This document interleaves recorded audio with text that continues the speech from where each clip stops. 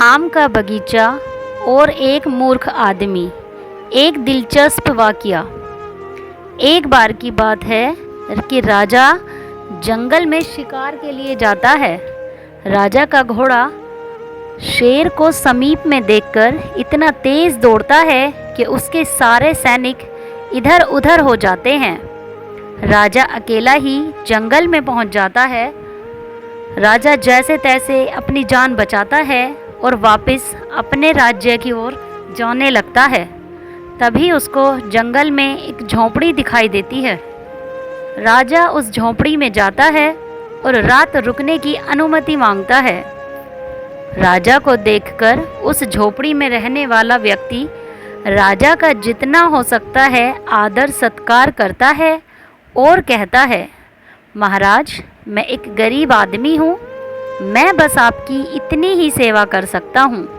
राजा उससे पूछता है, तुम अपनी जीविका के लिए क्या करते हो? वह व्यक्ति राजा से कहता है, मैं जंगल की लकड़ी जलाकर उसका कोयला बेचता हूँ। राजा उसकी सेवा से खुश होते हैं और कहते हैं, मैं तुमको अपने आम का बगीचा दे देता हूँ। अब तुमको कोयला बेचने की कोई ज़रूरत नहीं है। दूसरे दिन जब राजा दरबार पहुँच जाते हैं तो उस व्यक्ति को एक आम का बड़ा बगीचा दे देते हैं और भूल जाते हैं।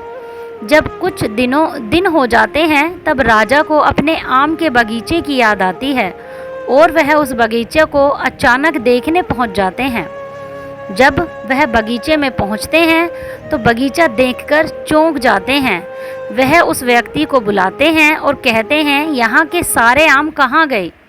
यहाँ पर बस इतने कम पेड़ क्यों बचे हैं? तुमने आम के पेड़ों का क्या किया? वह राजा से कहता है, महाराज, मैंने आम के पेड़ जलाकर उनका कोयला शहर में बेच दिया। अब तो यहाँ पर थोड़े ही पेड़ बचे हैं। महाराज को उस व्यक्ति की बातों पर बहुत गुस्सा आता है और फिर वह उसको समझाते हैं, अरे मूर्ख, आम के पेड़ जलाकर नहीं बेचना था, इसमें लगे फल जाकर बाजार में बेचना था। अब तुम फिर से दोबारा आम के पेड़ लगाओगे और जो बचे हुए पेड़ हैं उनके आम जाकर शहर में बेचो और देखो तुमको कितना मुनाफा होता है। राजा की इस बात को सुनकर व्यक्ति ऐसा ही करता है और जब वह एक टोकरी आम बेच आता है तब उसे पता लगता है कि आम बेचने में कितना मुनाफा होता है और उसे अपनी गलती का एहसास होता है। शिक्षा। हमें इस कहानी से यह शिक्षा मिलती है कि मूर्ख व्यक्ति कभी वस्तुओं का अंदाज़ा नहीं लगा सकता।